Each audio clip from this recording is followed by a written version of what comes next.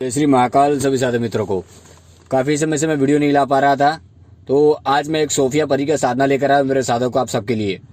तो ये साधना आपको मात्र अमावस्या की रात को आपको सिद्ध करना है। ये साधना कब्रिस्तान में आपको जाकर सिद्ध करना है। ये सोफिया परी ये बहुत ही तीव्र और उग्र परी है। ये तुरंत सिद्ध होती है। काफ़ी साधक बोल रहे थे गुरुदेव हमारी ऊर्जा कम है, और काफ़ी साधकों की दृष्टि नहीं होती, तो उनको ये तुरंत सिद्ध हो जाएगी सोफिया परी। तो सोफिया परी ये जो परी है सोफिया परी ये करती क्या आपके लिए, ठीक है, इसको कार्य क्या क्या करवा सकते हैं अब इससे, क्योंकि कोई भी शक्ति है तो आपका सबसे पहला प्रश्न रहता है कि ये करेगी क्या आपके लिए। तो ये सोफिया परी का जो कार्य करने का तरीका है, तो पहले बता दूं इसका विधि क्या आप जान लीजिए, फिर इसका कार्य तक करने का तरीका मैं बता देता हूँ आपको। तो साधक मित्रों, आपको करना ये है कि कोई भी अमावस्या हो, ठीक है, अमावस्या की रात्रि को आपको कोई कब्रिस्तान, एकांत जगह या खंडार या शमशान का चयन करना है। वहां जाकर किसी स्त्री की कब्र को आपको देखना है। उस स्त्री की कब्र के ऊपर आपको लकड़ी से आपको थोड़ा चूल्हा टाइप बना लेना है, ठीक है, और वहां पर आपको लकड़ी जलाना है। लकड़ी जलाने के बाद आपको उसके ऊपर साइड में ईंटें वगैरह रख के, ठीक है, उसके ऊपर दूध गर्म करना है। वहीं पर आपको जो खीर आती है वो आपको बनानी है, ठीक है, और जो आप खीर बनाएंगे वो चावल की, ठीक है, मीठी खीर बनानी है आपको वहीं पर। और उस समय आपको घेराबंदी लगा लेना है, और आपको अपना जो भी पूजा विधि विधान सामग्री मैं बताऊंगा, जैसे कि फूल वगैरह, वो सब आपको लेकर वहां पर बैठ जाना है। उसके बाद जब मैं आपको गुप्त मंत्र बताऊंगा, उसका मात्र आपको 786 बार जप करना है। 786 बार जैसे ही आप जप करने लगेंगे, तो जैसे ही आपका एक माला जप खत्म होगा, तो धीरे धीरे आपका सब कुछ कार्य विधि विधान शुरू होने लगेगा। तो उस समय चारों तरफ शमशान में आपको काफी परियां, काफी कुछ शक्तियां नजर आ सकती हैं उस समय। तो घेराबंदी लगा कर बैठे और मेरे गुरु मंत्र का जो मैं आपको जप देता हूँ, ठीक है, उसका जप करते रहें। और यह साधना बहुत ही गुप्त साधना है। सोफिया परी की ये साधना आपको पूरे यूट्यूब चैनल पर कहीं नहीं मिलेगी। तो ये सोफिया परी है, ये जब आपके सामने हाजिर होती है, तो ये आपसे क्या मांगती है, एक स्थान मांगती है। तो आपको उसी से स्थान दे देना कि ये कब्र पे ही मैं आपको जब भी आपका आह्वान करूंगा, तो इस कब्र पे मैं आपका आके खीर बना के आपको भोग दूंगा, ठीक है, और वचनबंदी से आपको ले लेना है उससे।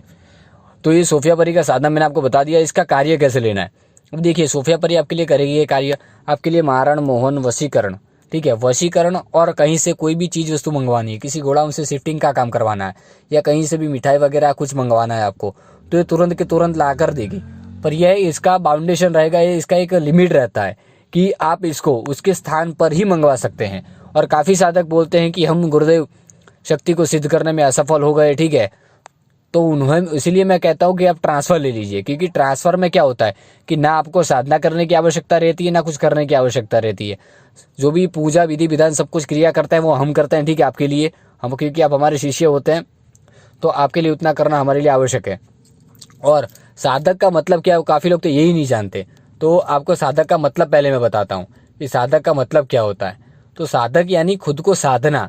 अब शक्ति को भी साधता है साधक, और खुद के जो शरीर होता है उसको भी साधता है साधक। तो उसके लिए आप पहले अपने मन पर कंट्रोल रखें, ठीक है, और कोई भी पूजा विधि विधान करने से पहले अपनी ऊर्जा को सही करें, आपकी मोह माया को दूर करें। आप जब तक अपने मन के लालच को दूर नहीं करेंगे, तब तक आपके सिद्धि होना ये बिल्कुल इम्पॉसिबल बात है आपके लिए। तो ज़्यादा से ज़्यादा मैं आपको कहूँगा कि अपने मन को कंट्रोल करें, और कार्य क्या करवाना है वो बाद में सोचें, पहले आप शक्ति को सिद्ध करने का सोचें, ठीक है। शक्ति सिद्ध होती है, बाद में कार्य करने के बारे में सोचें। ज़्यादा लालच मन में नहीं पालेंगे तभी ये सोफिया परी सामने हाजिर होगी। और मात्र एक दिन की साधना अमावस्या के दिन आपको करना है। जब आपकी खीर तैयार हो जाती है और जब वचनबंदी लेते हैं, ठीक है, उसके बाद उस खीर का भोग आपको उसको दे देना है वहीं पर। और जब भोग लेकर वो अदृश्य हो जाती है, तो उससे आपको मालूमात कर लेना है, ठीक है, कि किस प्रकार से उनको बुलाने का वचनबंदी का आपको तरीका है, वो आप पहले वीडियो में मैं समझा चुका हूँ। जो मेरे साधक हैं उनको पता ही है कि किस प्रकार वचन लिए जाते हैं, किस प्रकार उसको बुलाने का तरीका पूछा जाता है, किस प्रकार उससे कोई भी माला या उसका कोई अस्थि लिया जाता है, ठीक है, उसको बुलाने के लिए। तो इतना करिए। और रही बात शक्ति से पैसा मंगवाने की, तो ये कहूँगा ये साधक की शक्ति और आप दोनों की बात होती है। एक साधक और शक्ति के बीच का ये माध्यम होता है जो भी आप कार्य करते हैं। इसके बारे में अगर आप सोचेंगे या किसी ज़्यादातर लोगों को बताएंगे कि मेरे पास परी है, ठीक है, सोफिया परी मैंने सिद्ध कर लिया है, अब मैं करोड़पति बन जाऊंगा, तो शक्ति आपको छोड़कर चला जाएगा। तो कृपा करके आप अपनी शक्तियों को गुप्त रखें। ना आप साधना कर रहे हैं वो बात किसी को बताएं, ना आपने ट्रांसफर लिया है वो बात किसी को बताए। और यह सोफिया परी का ट्रांसफर मैं मात्र 51 लोगों को ही देने वाला हूँ। तो ज़्यादा लोग कांटेक्ट ना करें, और जो भी लोग सबसे पहले कांटेक्ट करेंगे उनको सोफिया परी का ट्रांसफ़र दे दिया जाएगा। और सोफिया परी का ट्रांसफ़र शुल्क मैंने 35,000 रुपये रखा हुआ है, ठीक है। तो जय श्री महाकाल सभी साधक मित्रों कि और यह शक्ति आपके लिए षटकर्म का षटकर्म कार्य कर सकती है। मारण, मोहन, वशीकरण, उच्चारण, संबंध, विद्वेषण हर एक प्रकार का कार्य कर सकती है ये शक्ति। तो चलिए जय श्री महाकाल सभी साधक।